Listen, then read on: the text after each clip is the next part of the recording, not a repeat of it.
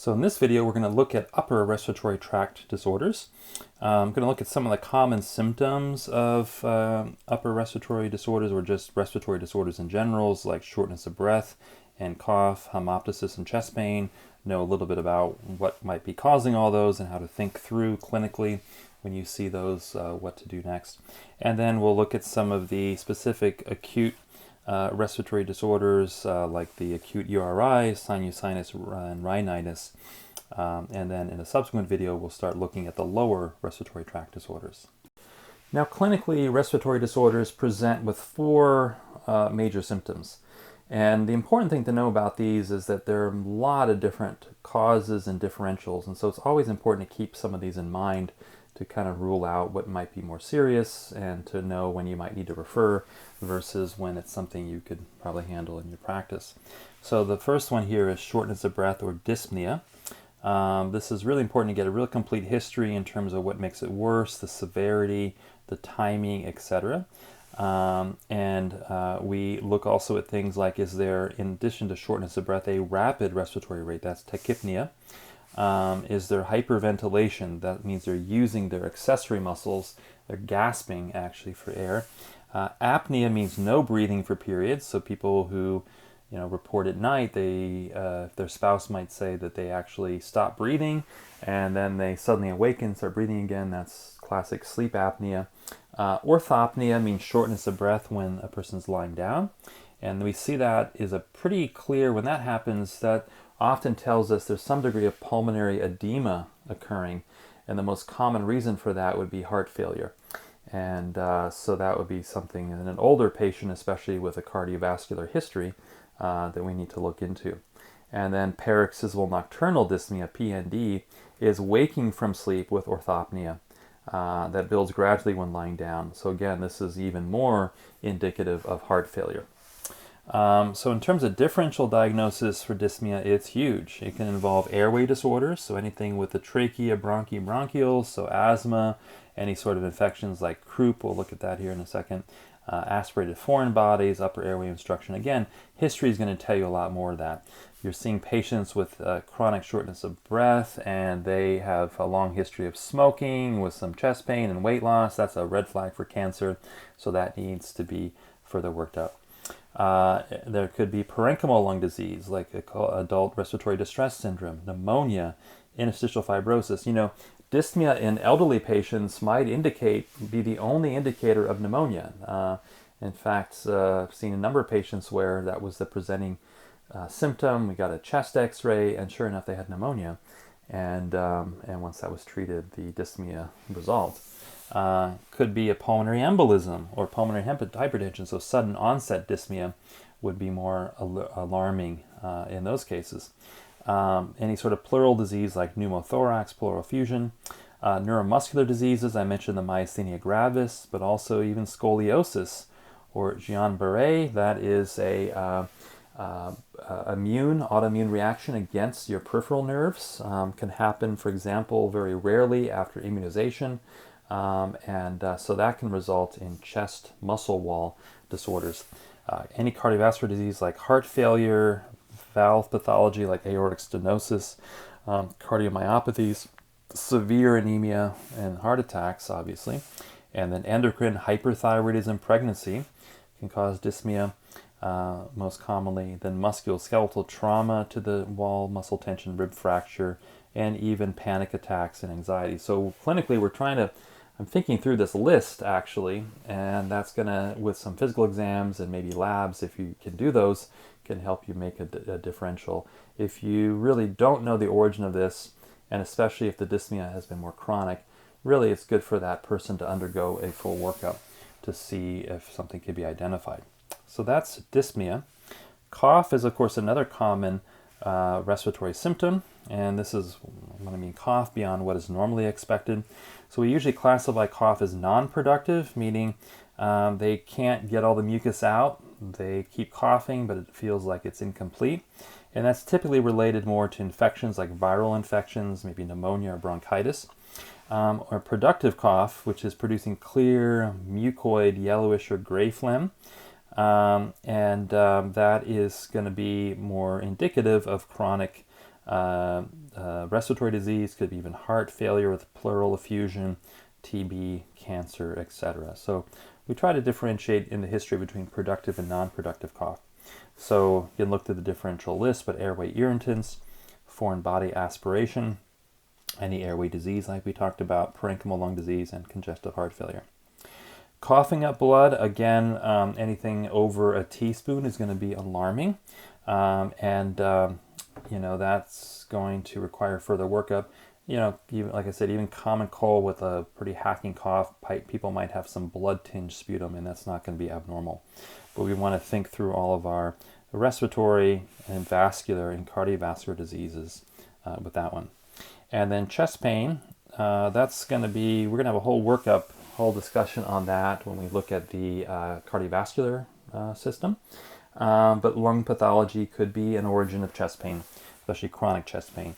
But our biggest is going to be to rule out cardiovascular disease first. Then we start looking at the lungs, looking at pulmonary embolism, any sort of pleural disease, any sort of lung disease, etc. Another big one I'll say is costochondritis. This is going to be more musculoskeletal, so where the cartilage join the sternum. I've seen a lot of people think they're having heart attacks, and it actually turned out to be costochondritis. And so when I talk about the differential for chest pain, we'll talk a little bit about how to maybe differentiate that from a cardiovascular cause.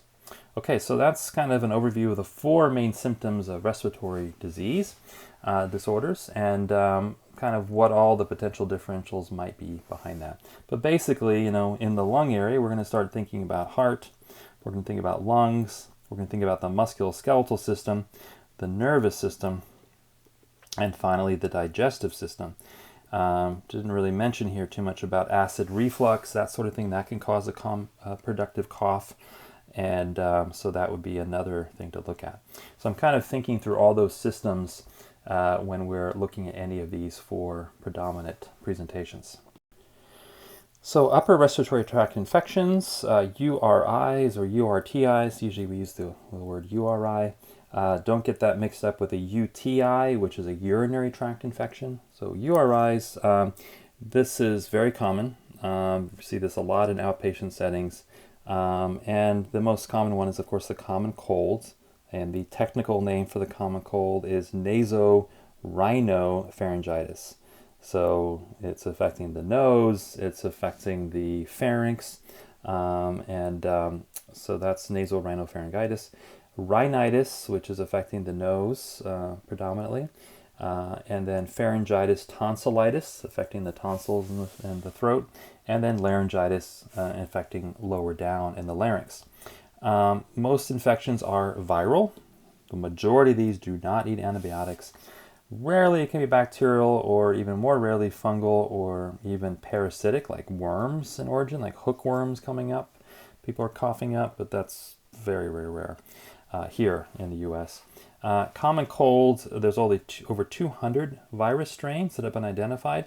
Rhinovirus is the most common. There's also adenoviruses and so forth. Severity is going to range, usually going to be very minor in the common cold. Now, there are a couple of these upper respiratory tract infections, and the big one with the red flag is epiglottitis. We'll talk about that one. Can be life-threatening. And the onset of usually these is about 1 to 3 days after exposure. They last about a week. Pretty much nothing seems to help, and I know people are like, you took these herbs and it helped, but the data kind of suggests, and over the years of practice, you begin to think that you can give a patient herbs, they'll get better in a week. You can give them nothing except rest, and they'll get better in a week. So one thing to think about is that these aren't really disorders. In fact, although we, of course, associate the onset with a virus or bacteria or other microbe, we can say that really the reason we're having a response to these things is because of an unhealthy respiratory terrain. And in fact, the old naturopaths kind of thought about the cold as a house cleaning process. You're increasing inflammation in the body. That actually has a healing effect that cleanses your tissues, your lungs, your respiratory mucosa. And so that's not something you actually want to suppress. You need to let the body unfold that process and let it do its thing. Now, of course, it could be miserable as you go through that. And so that's where people want symptom relief, and that's where different teas and whatnot I think can be helpful. But in a way, this is not something you necessarily need to treat. it's something you need to encourage the normal immune responses to do their job. And then once they've done their job, then you're done. And usually you have immune memory from that point on, so that won't happen again. So let's look at a couple of these URIs.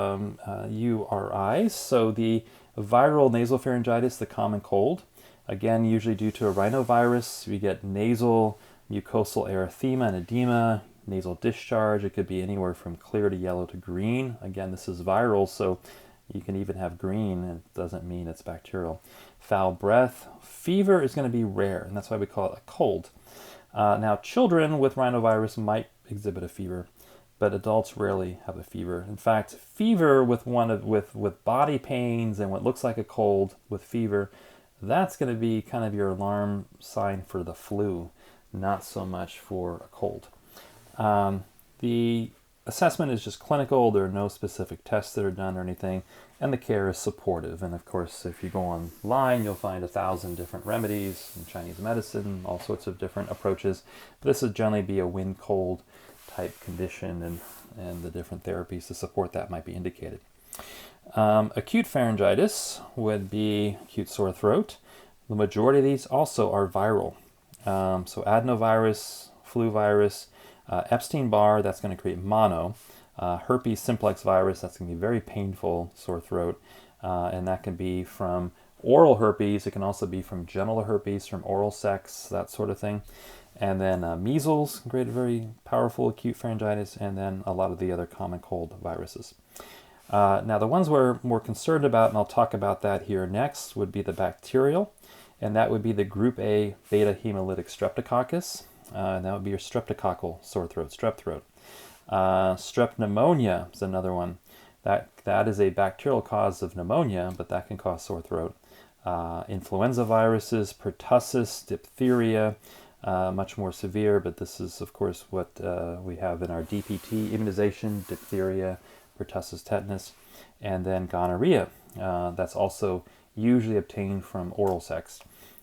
These could all cause acute pharyngitis. So, most cases are viral. We don't need to work them up, but we usually are going to have a higher level of suspicion that there might be a bacterial cause. If we see more purulence, see more tonsillar exudate and things, and I'll talk about the next one here. There's a pretty clear kind of clinical guide we can use to know if someone has a strep throat. You can also have fungal candida, which would be more in immunocompromised states, or if a person's taking frequent glucocorticoid inhalers, like for their asthma, or Flonase, they might be more susceptible to that, or chemical burns and so forth. The care for most of these is supportive, and it's really watching to see that it doesn't progress into a bacterial pharyngitis or a tracheitis, which would be infection of the trachea, or epiglottitis, or peritonsillar abscess. So I've highlighted those in red, and we'll talk about those here shortly. But those would be complications that we need to be on the lookout for. Group A beta hemolytic strep. This is going to be from the strep pyogenes, Streptococcus pyogenes bacteria. It's interesting if you just randomly culture people. There's pretty high, rates of just being in the public, and people are not developing sore throats from this. But if a person does come to the clinic, especially a child, with indications of a bacterial sore throat pharyngitis, then we're going to have to work this up appropriately and treat it. And I'll explain why we need to treat it. So basically, the way to kind of assess to see this is not viral, this is maybe more bacterial, is to use something called the Centaur criteria. And the Centaur criteria, you can look this up online, but basically you get a point for every one of these that's positive. So if there's significant, erythema, swelling, and exudates on the tonsils or the pharynx. So you look at the tonsils, the pharynx, you see the white discharge, exudate, that would be 1 point. If they have a temperature over 100.9, that would be 1 point. If they have tender anterior cervical lymph nodes and they're greater than 1 centimeter in size, that would be another point. If they have an absence of cough, so very interestingly with strep throat, you generally don't have a cough. In fact, if you have a cough, that's pretty likely that this is more viral. This is not bacterial. There's no conjunctivitis, there's no rhinorrhea. And so if you have any of those, or you don't have any of those, that's a point. But if you have any of those, then you don't get a point. And then age under 15 is another point. So basically we add these up. If you're 2 points or higher, then we usually treat. And what we usually do if you're 2 points or higher is we send a swab from the throat and the tonsils to the lab for culture. And that takes 3 days to culture that. And the good thing about a culture is the bacteria will grow out, and they actually put little antibiotic strips of paper in there, and they actually see which antibiotics the bacteria respond to, what antibiotics actually work for that bacteria. And so that gives us what's called a culture and sensitivity test. But that takes 3 days, so we usually, if the center score is 2 or higher, we just presumptively treat. Now, why are we so concerned about strep throat? Well, it's the complications of this bacteria. So strep throat's one, but scarlet fever is another. So you develop high fever, this really bad skin rash, but more ominously is rheumatic heart disease, and that is an infection on your heart valves that can set up from that bacteria. And that can cause permanent valve damage, and a person can then later in life develop some serious cardiac complications from that. And then what's called post-streptococcal glomerulonephritis. That is actually acute kidney injury, potentially renal failure in some patients, where the immune system attacks the streptococcal bacteria, forms antibodies, and those antibodies with antigens on the bacteria float around, and they actually get into the kidneys and they damage the glomeruli. They set up a little immune response in the filtration system in the kidney. And this can lead to kidney injury. The problem with treating the strep throat is that the data suggests that using antibiotics and whatnot to treat this will not prevent the glomerulonephritis. So that's one that is a complication, but we're not sure if our current treatment is actually preventing that. But the good thing about this, at least today, this is pretty rare.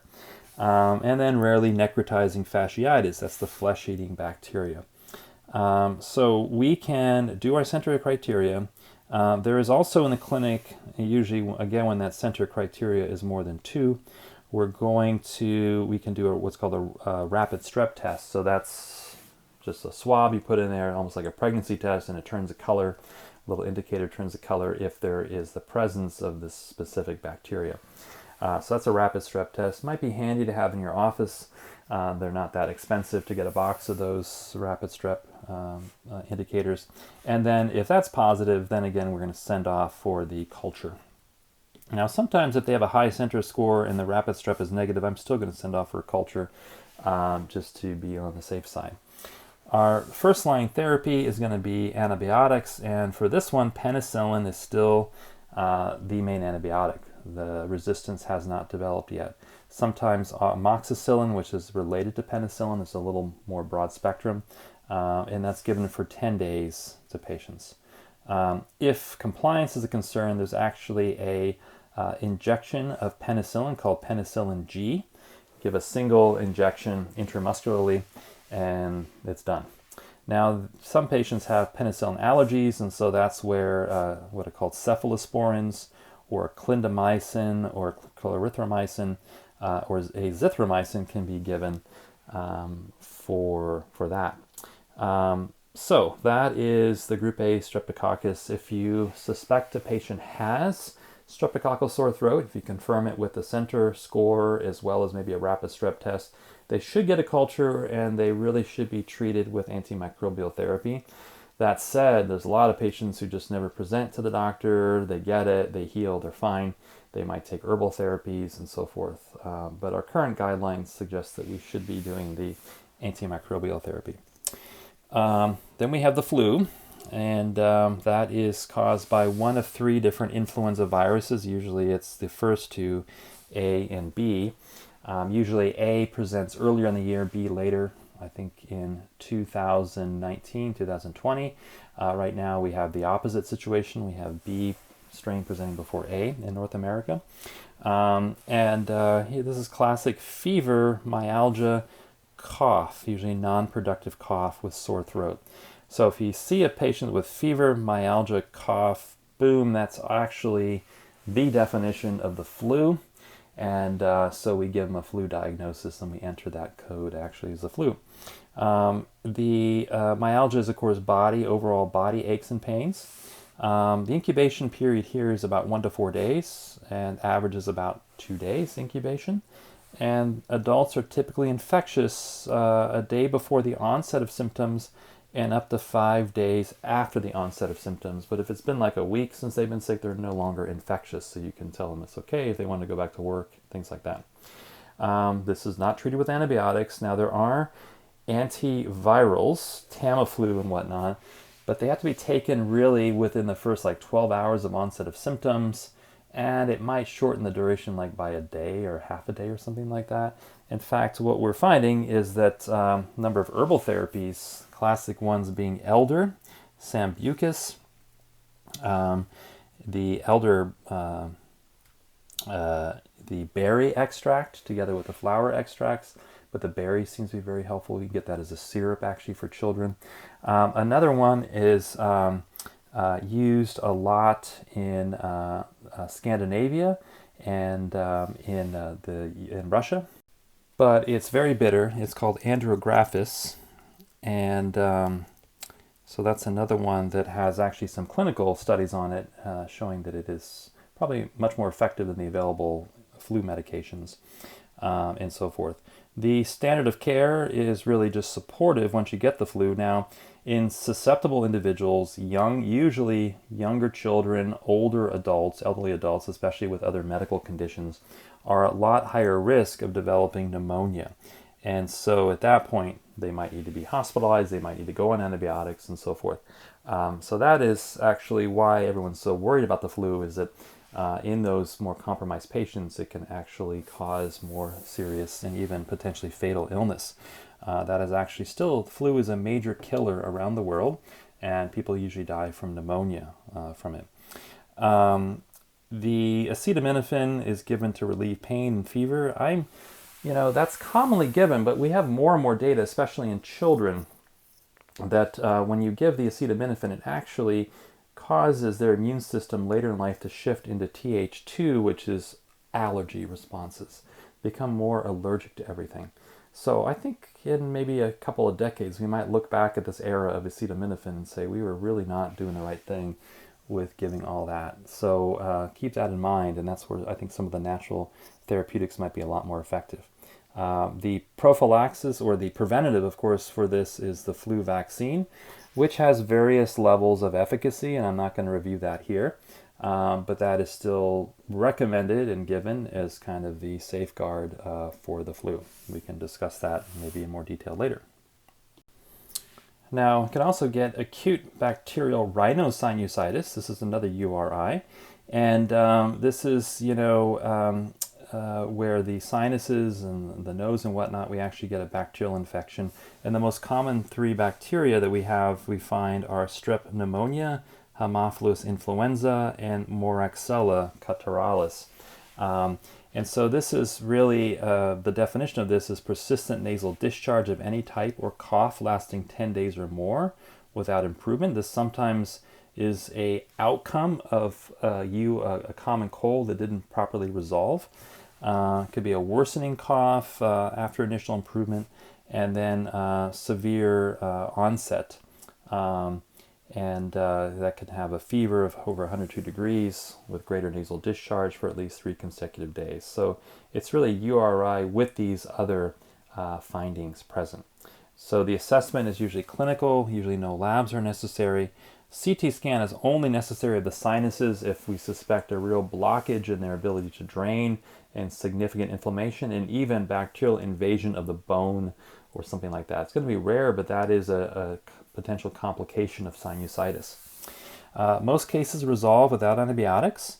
Now, the typical biomedical approach is if there's no improvement in 10 days or a worsening within a week, then antibiotics are indicated. Otherwise, they're not indicated.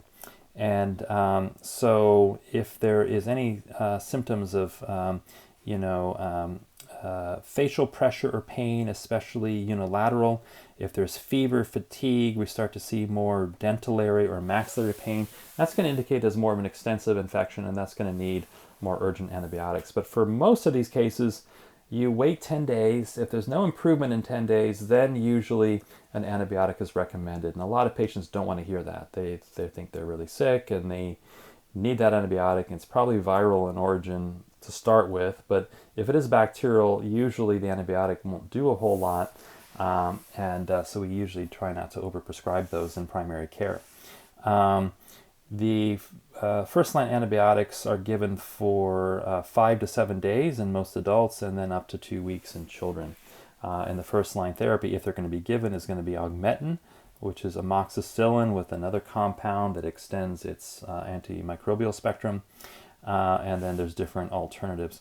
We really try not to use the fluoroquinolones because they're associated with so many different adverse effects now, but maybe the doxycycline, clarithromycin. Okay, so that is the basic treatment. Adjunctive therapy is often using nasal saline irrigation, like the neti pot, that sort of thing, and potentially intranasal steroids. I don't think that's a great idea because that's going to further suppress your local immune responses, but that's often kind of given as a treatment there. Then we go into laryngeal tracheitis, laryngotracheobronchitis, which is croup. So this is inflammation with infection of the larynx and usually the upper trachea. So usually this starts with a sore throat or a nasopharyngitis, cold, and then it progresses down into the laryngitis or tracheitis in a few days. This usually creates very difficulty swallowing, very painful swallowing, and the patients might actually feel a globus sensation, a lump in the throat, hoarseness or loss of voice. That's a key manifestation that the larynx is involved. Again, it's just clinical assessment, no testing.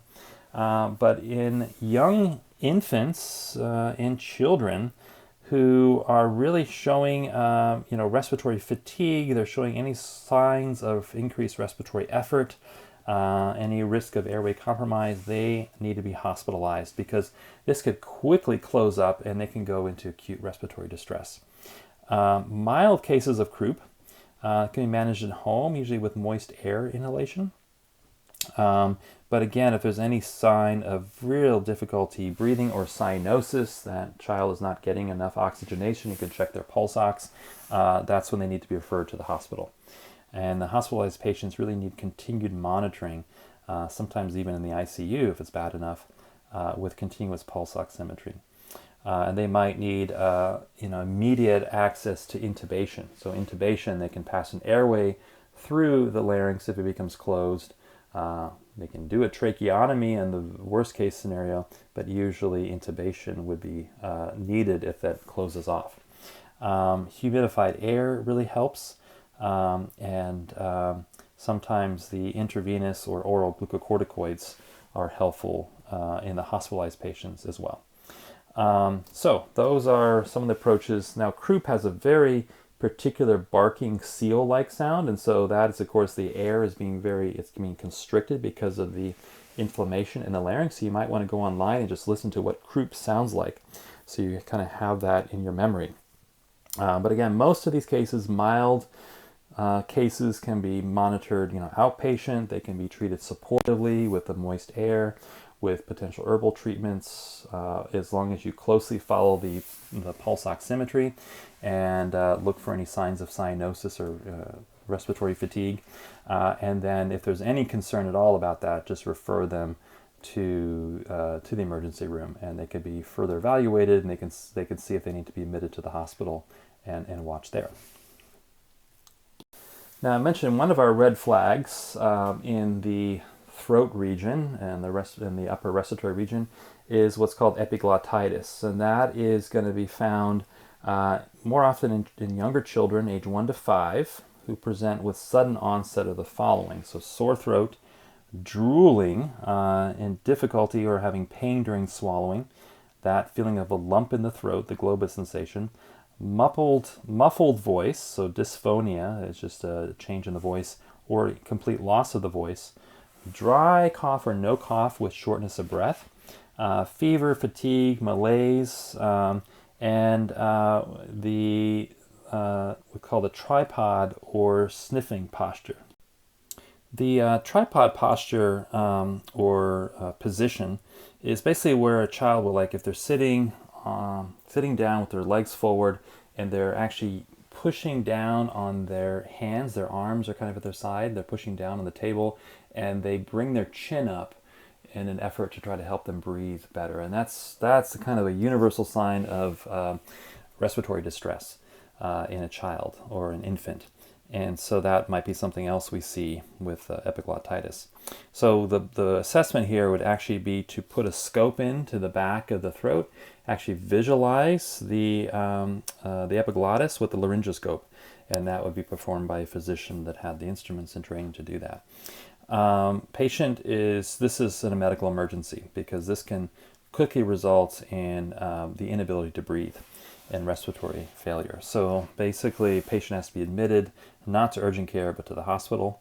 You have to be careful about not sticking anything in the mouth, and that's important when assessing because that can actually trigger further airway spasm and constriction.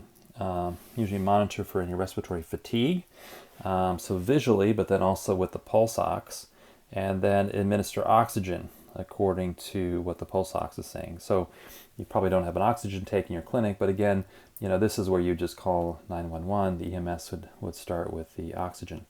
And then intubation might be necessary, and then usually intravenous antibiotics are begun, and so forth. So that would be epiglottitis. This is one of our medical emergencies here. Now another one, which I don't have written out here, is what's called a peritonsillar abscess. And so that's an abscess by the tonsil, and that can create an enormous swelling in the throat, and that can also block off the pharynx. So starting at the oral pharynx going into the laryngeal pharynx, block off breathing. So that's another potential medical emergency. So anytime you see any respiratory distress like that, especially with any indication of cyanosis, just call 911 and we'll take it from there. Whooping cough, put that on the list here. Pertussis. This has, again, a classic sound, so you might want to go online and listen to the classic whooping cough sound. And that is usually on inspiration, so there's an inspiratory gasping squeak, kind of rises in pitch, and then there's hacking coughs. This is going to be more common, so when adults can get pertussis, but it's going to have less of that classic kind of barking cough sound.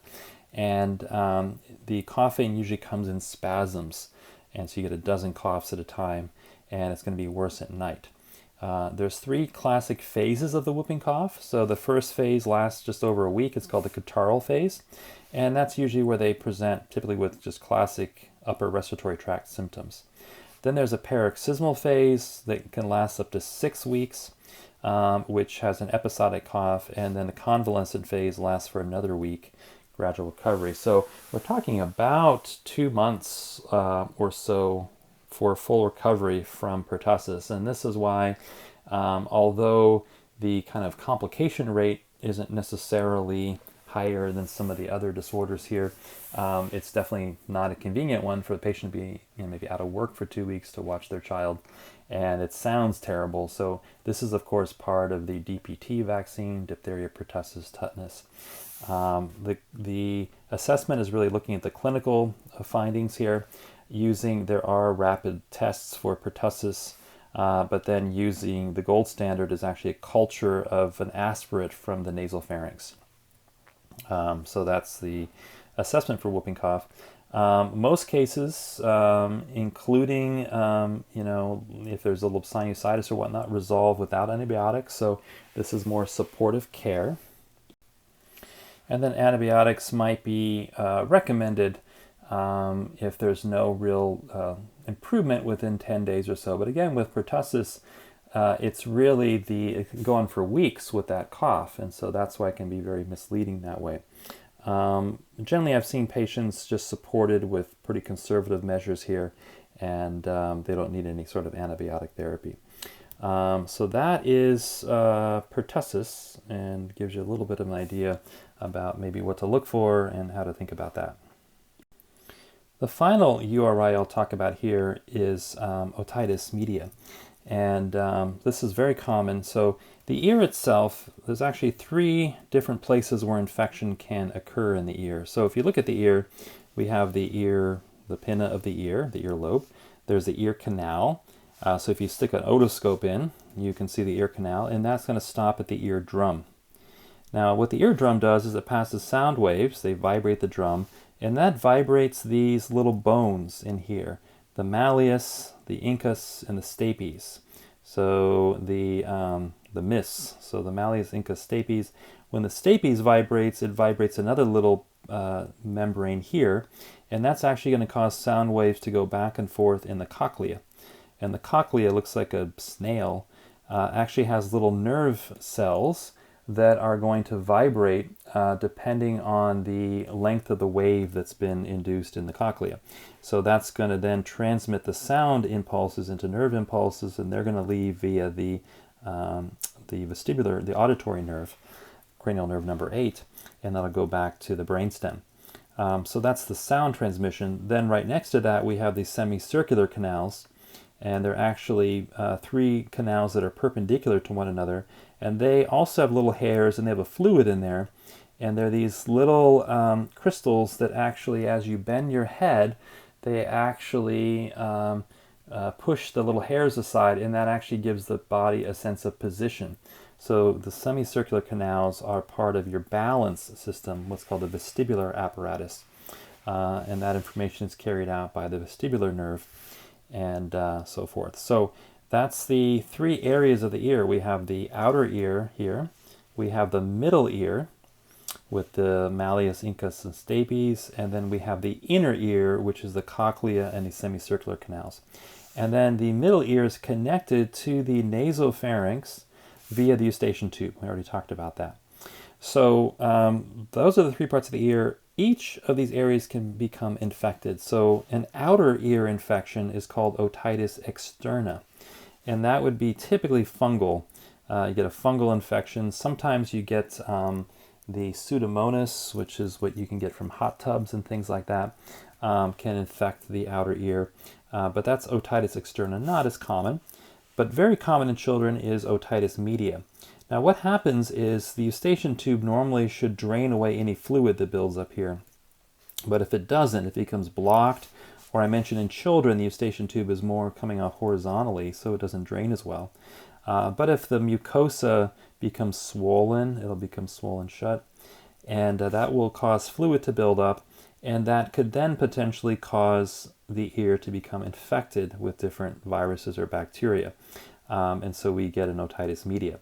Now, interestingly, a lot of children, if you look in with the otoscope, you find fluid behind the eardrum. In fact, you can actually see that because the eardrum looks like it's puffed out. And you can actually see little bubbles behind the eardrum in those cases.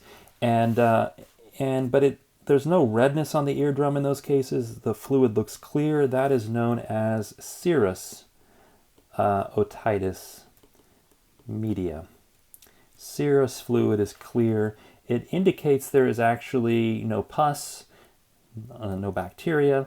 Maybe there's some little viral infection going on, but usually it's clear and it's actually not infected. It's just the accumulation of that fluid. So that's serous otitis. But now you can have a situation where if you look at the eardrum, it might look really red. It might look like it's like foggy behind the eardrum. That's going to indicate more the presence of pus, and that would be a suppurative otitis media. And that's going to be more associated with bacterial infection. And the basic approach is that with children with serous otitis, we think that's actually due more to allergies and that sort of thing, and that actually usually does not need antibiotics, although it can be painful. So the children are recommended things like Tylenol or pain relievers, NSAIDs. But the suppurative otitis, usually antibiotics are indicated because potentially a bacterial infection could start to invade the bone and can invade the inner ear, which is not good. Now I should say you can also get an otitis interna, which is an infection in the inner ear, and that's going to be typically viruses, and that can happen where that causes swelling and edema to accumulate in here, and that's going to affect your semicircular canals, and that's going to often trigger vertigo. So that's going to be one cause of vertigo, is things that affect the semicircular canals. There are other causes of vertigo from the brainstem, for example, but more what we call peripheral vertigo or sensory neural vertigo is going to have to do with something affecting the semicircular canals. Another problem that can happen with the semicircular canals is those little crystals can they can become too numerous. They can actually get stuck on top of one of those hairs, and no matter how you turn your head, you're going to feel vertigo. You're going to get this spinning sensation, and that is called BPPV, benign paroxysmal positional vertigo, and that has sudden onset. That's what the paroxysmal is, sort of random onset, and it depends on your position. And there's actually a treatment for that. It's called, you can actually diagnose it, and there's an actual maneuver, the Epiglottitis maneuver, which can be used to treat that. So we'll talk about, I think I talked about that bit in the neuroblock, so that was kind of already reviewed. So that's BPPV. Labyrinthitis would be the inflammation and the edema in the semicircular canals. But we're going to focus here on otitis media in the middle ear. So again, the serous with effusion is going to be the clear fluid, usually viral or allergies. The suppurative will be due to bacteria. So in terms of treatment, again, antibiotics are not indicated for the serous otitis, but they are for the suppurative. If there is recent or abrupt onset of the middle ear inflammation, if there is significant effusion with bulging of the tympanic membrane, the eardrum, or absent mobility, you can actually, with some otoscopes, you can fit them with a special little thing where you can actually attach a little tube to the side of the otoscope and then have a bulb you can squeeze, and that will send a puff of air onto the eardrum. You can actually see if it vibrates, if it actually is able to have any mobility. And so we can use that to kind of help us differentiate. Do we need to be a little bit more aggressive with our treatment? So that would be kind of the indications for antibiotic treatment. Less than 6 months, usually given antibiotics, and then again, over 6 months, antibiotics only if severe and in certain of these conditions. Typically, though, there'll be some analgesics, and the classic ones that are given are oral ibuprofen or acetaminophen, and then topically benzocaine, which is like lidocaine, to help numb the pain. There are, of course, a lot of herbal treatments and therapies, ear drops, mullein oil, garlic oil, things like this, which can be very soothing as well.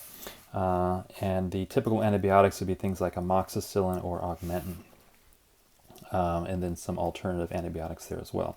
So there's kind of a lot of physicians don't want to give antibiotics, especially for the suppurative otitis, but a lot of patients will kind of demand it, or their parents will demand it.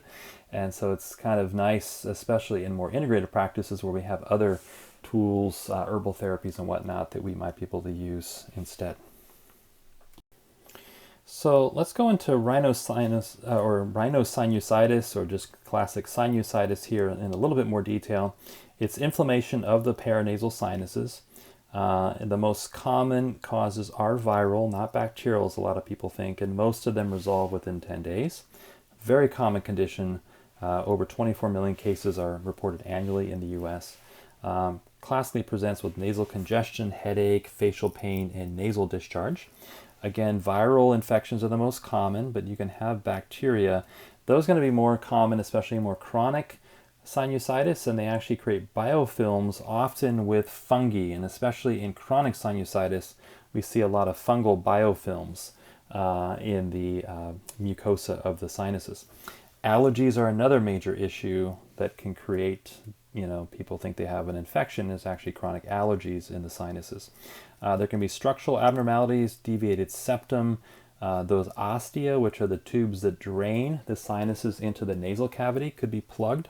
Nasal polyps, a lot of tobacco smoke exposure. There could be tooth abscesses, eustachian tube abnormalities. All of these can cause chronic sinusitis. So acute rhinosinusitis, we already saw this before, but this is a new infection that can last up to 4 weeks. There are severe and non-severe forms. Again, very common. usually precipitated by just the classic upper respiratory tract infection, and they last for about 7 to 10 days.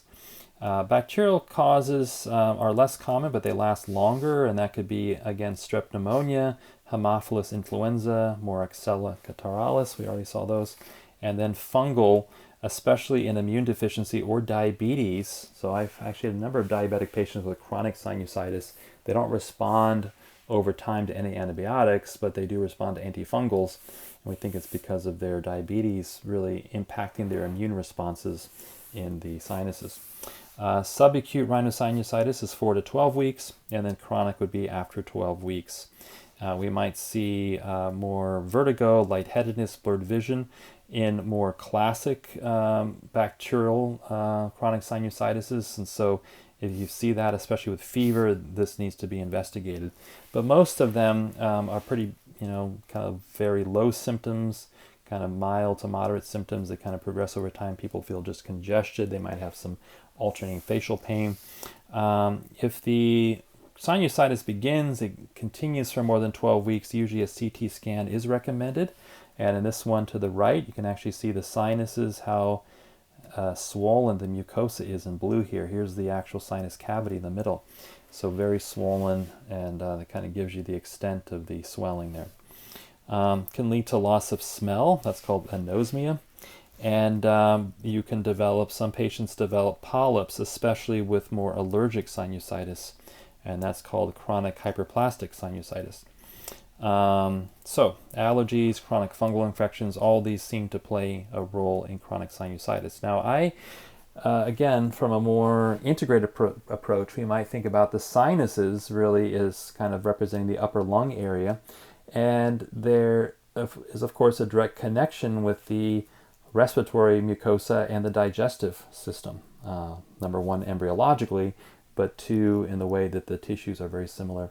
And so I've often seen a lot of chronic GI issues manifest as chronic sinusitis. And so that's where I would work to address the GI issues first. For example, having pancreatic insufficiency, where you don't break down your dietary peptides adequately, as a result can create chronic immune reactions in the body. And any mucosal surface is going to be susceptible to chronic inflammation from that point on, and the sinuses are one area that take that hit. So that's something I've looked at in a lot of patients and had some good success in helping their sinusitis improve. Complications would be that the infection actually can invade the brain, creating abscesses, even meningitis, orbital cellulitis, bone infection, osteomyelitis, and especially the anaerobic bacteria. So we're always looking out for that. The treatment is generally conservative: nasal irrigation, warm topical compresses, inhaling steam, maybe with essential oils, all that could be helpful. Nasal decongestants like the alpha 1 agonist should not be used because those can create more congestion and rebound congestion. Antibiotics only if there's no improvement after 10 days or unless there's signs of more deeper bacterial involvement. And that's typically things like augmentin. Corticosteroids, the benefit is small, and usually this is not recommended, so I would not recommend the intranasal steroids. And then surgery can be done for really chronically plugged sinuses to actually open up the ostia, even inject saline in there, wash out, scrape out the sinuses, and let them heal. So that's another possibility there. But again, think of the sinuses as really connected to the whole respiratory system, but also the whole digestive system. So we have to really look at the whole body together to understand how to treat especially chronic sinusitis effectively. Now, a very common upper respiratory tract disorder we see is rhinitis, and that's coryza, and that's inflammation of the mucous membranes of the nasal passages. Very common, affects up to 30% of people in the U.S. every year. And it could be acute, and that's going to be typically infectious, or chronic, and that can be either non-allergic or allergic.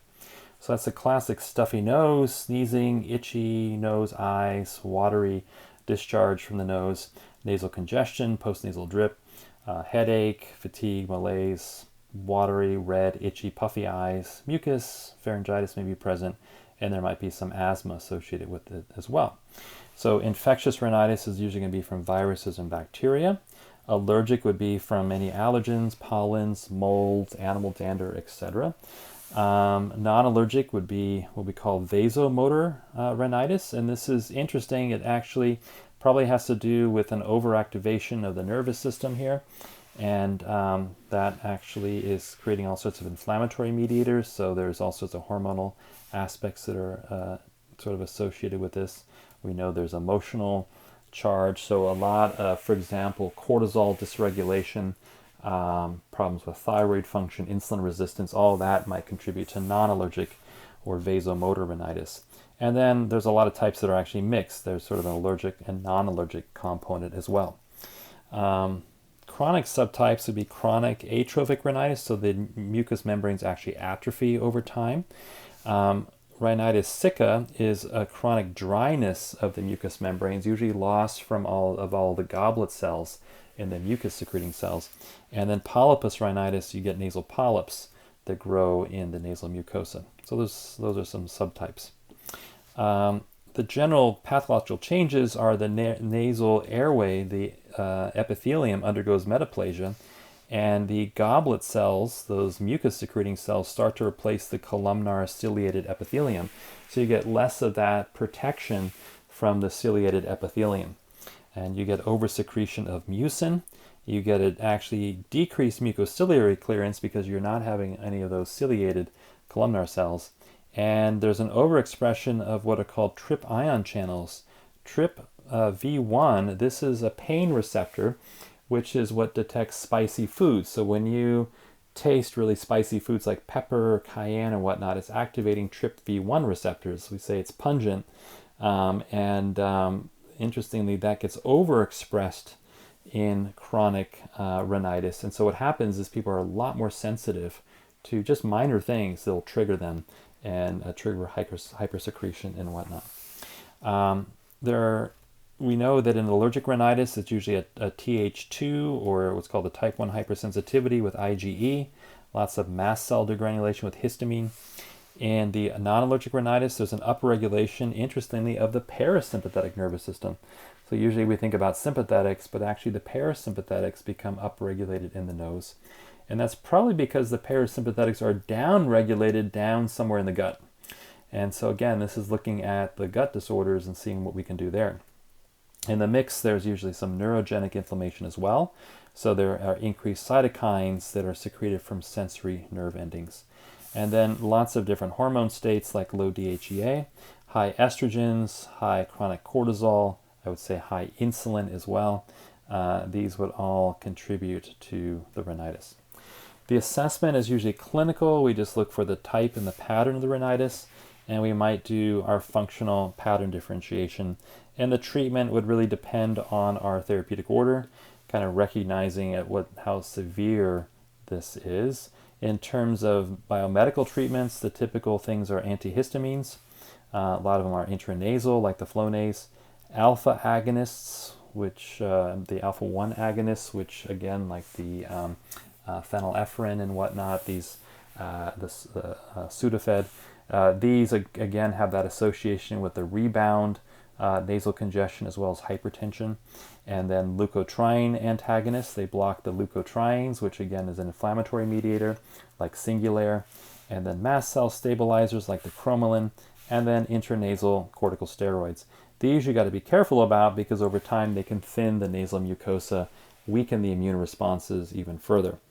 So our general approach is going to be hopefully chronically to also address level 1, which would look at the diet, especially increasing flavonoid-rich foods like quercetin. Quercetin is a natural mast cell stabilizer. So a lot of the supplements, over-the-counter products for allergies usually contain quercetin together with like freeze-dried nettles, which also is a mast cell stabilizer. And then looking at your pattern differentiation, we've already talked about some of the classic lung patterns and so forth. And so that would be something to think about as well, and then address that herbally or with acupuncture and your other treatments. So that's chronic or both acute and chronic rhinitis, very common clinical phenomena that we see. Here's just a little breakdown of some of the classic patterns that are seen from the perspective of Chinese medicine for rhinitis. So we have usually a wind for acute rhinitis, a wind cold or a wind heat pattern, and then different classic formulas are given for those. And then for the chronic rhinitis, that involves, again, from the Chinese medicine perspective, some degree of liver-spleen disharmony, so liver-pancreas problems, maybe with some increased bile secretion, maybe hyperacidity in the stomach, that sort of thing. Lung qi deficiency, which could relate to a state of low thyroid. And then the spleen qi deficiency, that'd be more of a pancreatic insufficiency with bloating, gas, undigested food in the stool, and that sort of thing. Kidney qi deficiency, kidney yang, this could be the low androgen state with the low DHEA and androgens. A lot of these herbal therapies are phytoandrogenic. They actually build up the androgen level. And then yin deficiency, we might see more in low estrogen states. Generally in low estrogen, mucosa around the body get thinner, they get drier. And so that can happen in the sinuses as well. So that might be an additional lens to use, especially when going to the level 2 therapies to address that. So that wraps it up for the upper respiratory tract disorders. In our final video, we'll look at the lower respiratory tract disorders.